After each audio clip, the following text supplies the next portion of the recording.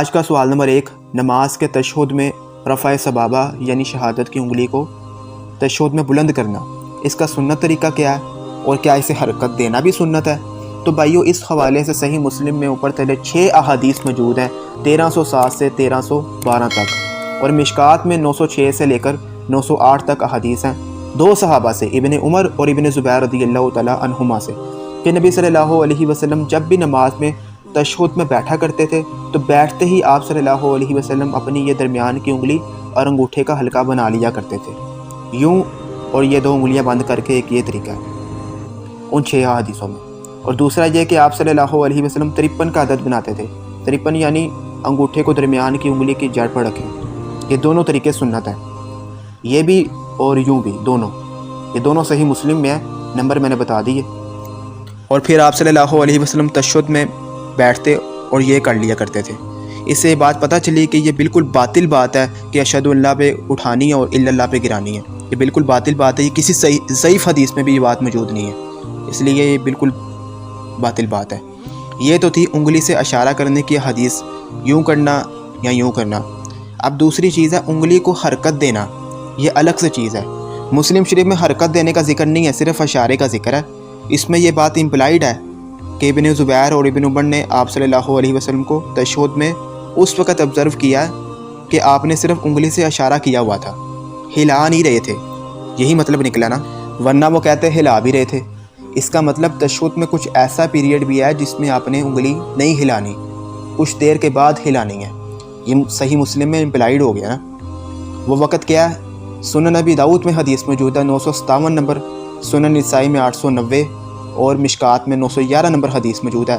While بن حجر رضی اللہ تعالیٰ عنہ کہتے ہیں کہ میں نے نبی صلی اللہ علیہ وسلم کو دیکھا کہ جب آپ تشہد میں بیٹھتے تو یہ درمیانی انگلی اور یہ انگوٹھے کا حلقہ بنا لیتے، اور آپ صلی اللہ علیہ وسلم یحرکھا یدعو بہا، اس کو حرکت دیتے اور دعا اس کے ساتھ مانگتے، اور دعا آتی ہے درود شریف کے بعد، یعنی دعا کی حالت میں اسے ہلاتے تھے۔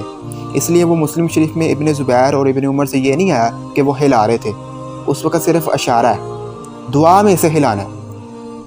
اور بعض جو علماء عرب ہیں اور یہاں پر بھی جو کٹر قسم کے سلفی جو ہیں، ان کا یہ موقف باطل ہے کہ وہ کہتے ہیں کہ پورے کے پورے تشہد میں انگلی کو ہلانا ہے، یہ موقف باطل ہے کہ پورے کے پورے تشہد میں انگلی کو ہلاؤ، پورے تشہد میں نہیں اسے ہلانا، دعاؤں میں صرف ہلانا ہے۔ اور اہل حدیثوں کے شیخ زبیر علی زئی صاحب نے تذیل الاحکام کتاب میں یہ بات لکھ دی ہے کہ دعاؤں میں انگلی کو حرکت دینی ہے، ہلانا ہے۔ تو الحمدللہ کتاب و سنت کی روشنی میں موقف واضح ہے ہمارا کہ دعاؤں میں ہی انگلی کو حرکت دینی ہے۔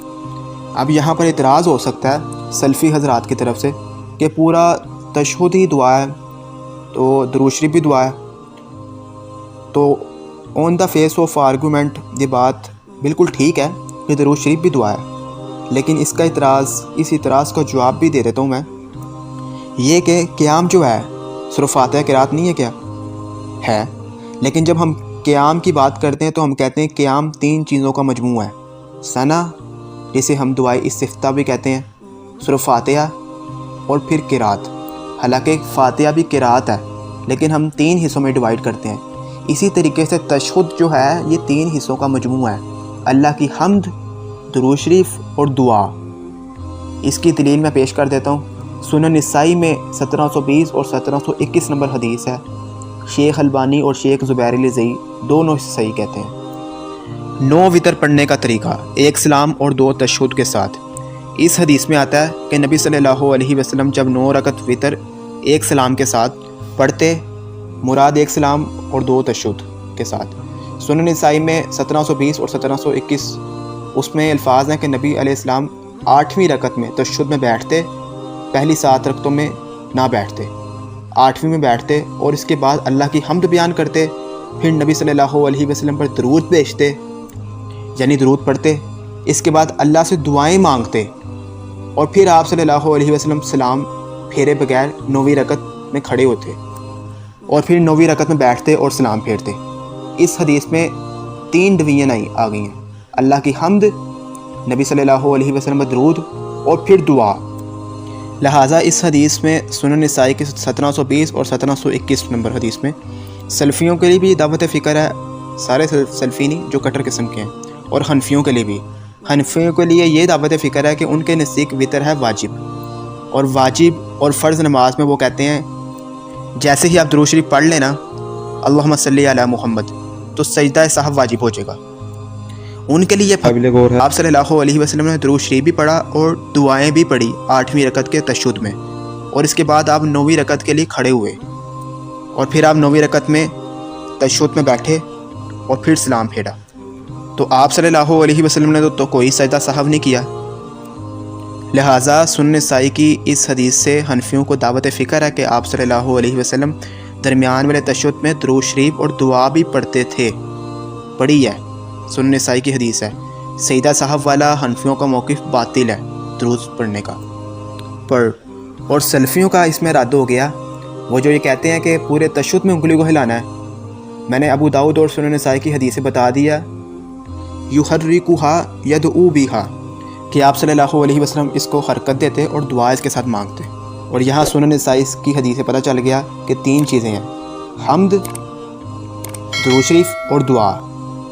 یہ الحمدللہ یہ بالکل کلیئر ہو گیا۔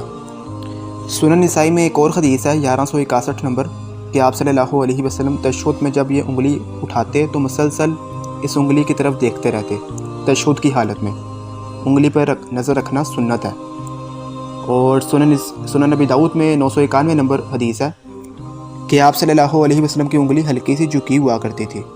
جب آپ 53 کا عدد بنائیں گے تو اس میں آٹومیٹکلی آپ کی انگلی جھک جائے گی، لہٰذا تشہد میں انگلی کو جھکا کے رکھنا۔ ابو داؤد کے اندر حدیث موجود ہے 991 نمبر۔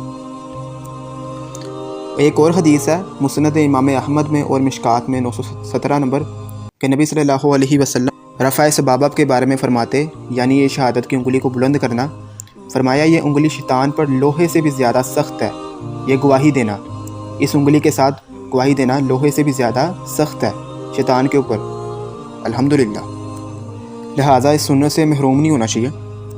اب 2 باتیں، اور یہ کہ حنفی ایک دلیل پیش کرتے ہیں سنن نبی داؤد سے 989 نمبر، اس میں الفاظ ہیں کہ آپ صلی اللہ علیہ وسلم انگلی تو اٹھاتے تھے لیکن اسے حرکت نہیں دیتے تھے، لیکن وہ روایت مردود ہے، اس میں محمد بن اجلان مدلس ہے اور وہ ان سے روایت کر رہے ہیں، سما کی تصریح موجود نہیں ہے، اور مدلس کی آنے والی روایت سما کی تصریح کے بغیر ضعیف ہوتی ہے۔